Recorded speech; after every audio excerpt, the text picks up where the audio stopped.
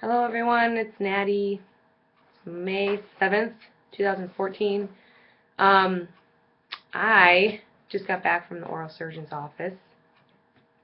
So I got all my information in one day, 1 hour. I'm kind of, if you can't tell already, I'm kind of like blown away, in awe and denial about everything that just happened to me emotionally. So I was a consultation again with my orthodontic surgeon, oral surgeon, Dr. Warambach. I was able to bring my mom with me as a witness and a mental support system during this thing. So this is a good video, not a bad video. I'm not trying to be like, somber or anything about this, but it was a long talk. I got all the things that we talked about, me and my doctor and I last time, were it was the same conversation but about my surgery, not a hypothetical surgery. So we got the measurements in and everything, and he discussed my treatment. So I am getting my upper jaw, believe it or not, I'm getting it moved forward. So the illusion of my upper jaw is that my teeth, my top front teeth, are bucked, a little bit. So that is what makes my upper jaw protrude. That is the protrusion that I keep hearing. It's not my upper jaw. It's my teeth in my upper jaw. My upper jaw issue is that my back teeth, my back side of my upper jaw is too far down. It's too long.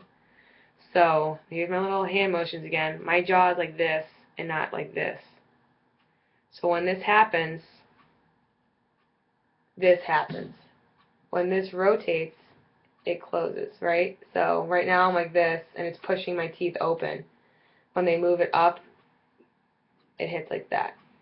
Hope that helps for you guys, because that's what he was doing to me. He's like, here's a little sample of what I'm talking about in real human language, visually.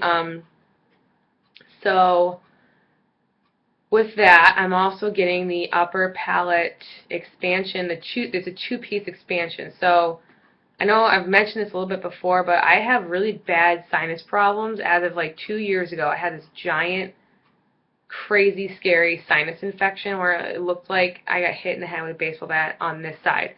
I have allergies and asthma, so I was working like a dumbass. I was working in the dorms, the summer dorms, all summer, in the oldest part of campus, all the dust, all the chemicals, all the nature, basically. It was like in that summer job. I got a giant sinus infection. I was on antibiotics for like 10 days. Never really went away.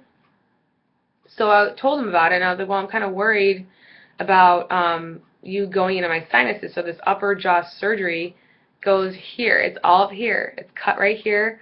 My sinuses go down here inside of my face. So they're going to cut them open and see what's in there, clean it out. I mean, naturally, like if I told him I have sinus problems, he's going to try to help the issue. And split my middle of my face here and move it out. So I'm going to have a gap there with the braces on. That being said, when I get braces, they're going to put a little spring in between my two front teeth right before I have surgery so that this can open a little bit, just so they can make an incision line so I don't lose my front teeth from, having trauma to the area and all that kind of stuff. So he said he wasn't going to touch my lower jaw. That's great for nerve damage issues. This nerve runs this way. The incision runs here.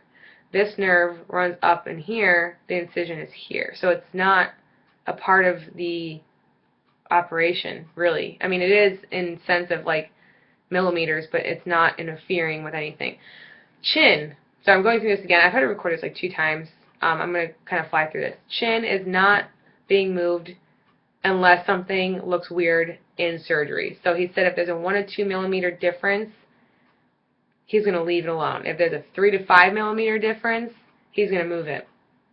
Because when they move my lower jaw up like this, my chin is attached right here. So depending on this angle, it might be off still. We don't really know. He has to see how much he's cutting up to move it up also. Since he's moving my upper jaw out now this way, I thought I was moving back because I had a protrusion, but he's like, no, your braces are they're gonna straighten your teeth with the braces. they're going to move your jaw to make them fit, and the palate expansion to make them fit. Because when you reach puberty, your roof of your mouth fuses, so they can't do a crank. They have to literally surgically cut my roof of my mouth up in the bone area to expand my palate. That being said, I'm getting braces on May 19th, you guys. May 19th. All this hit me today. Months and months to get appointments, months and months to get knowledge, months and months to get diagnosis. I found out today that I'm getting braces on the 19th.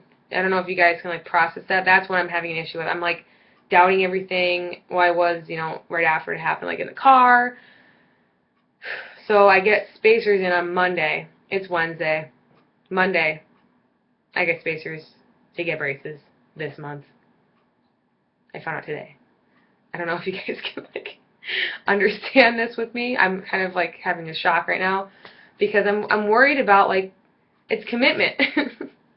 I'm horrible with that in general. I'm just saying, committing to something that is expensive, a dedicated thing that is a visual issue when you're doing the pre-op training with the braces, not training but preparation. Socially, it sucks. They're permanent. They're braces. They are full-on up, top, bottom, rubber band, 8th grade braces. Oh, my cat's trying to get in. So yeah, it was a little bit of a shock to me that I'm getting all this done right now. So yeah, Monday I'm getting spacers to prepare my molars to have room to have the surrounding bracket thing. I don't know what they call it, but that big metal one that goes in around your back molars to hold everything in place. So this all starts Monday.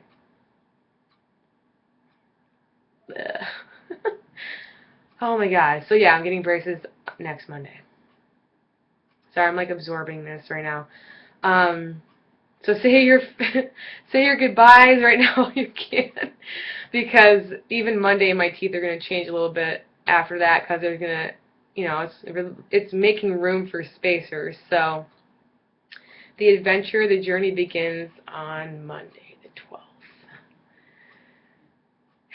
Yeah. I don't know what else to say, really. I mean, I'm trying to think of anything right now.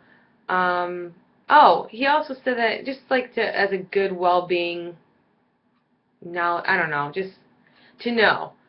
My doctor said that my surgery is very, not easy, but it's not risky. It's a very manageable operation. It's just the upper jaw. He's done it for 17 years. It's his favorite one to do because there are less consequences with the upper jaw, less nerve damage, less complications.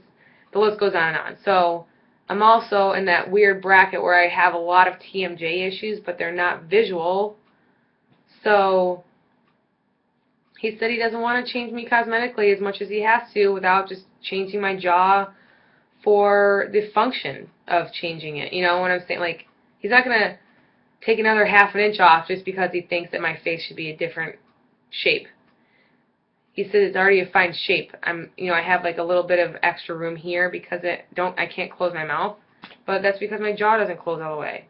So he's being very conservative in his motives, and he's very genuine about making sure that I'm comfortable and not gonna alter my face and wake up and not know who I am. So I think my biggest issue right now, I'm not scared about the surgery right now.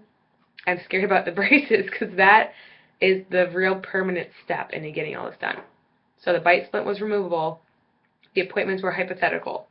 I finally got all my information today, and starting Monday is my step in that direction. So, yeah, be happy for me, I guess. I'm just trying to process it all. So I will let you guys know what happens on Monday with the spacers. It takes 10 minutes to put them in, but it's the start of something that's going to be life-changing. So, all right, guys, well, I'll let you go. Get back to your Wednesday, and thanks for watching. See you later.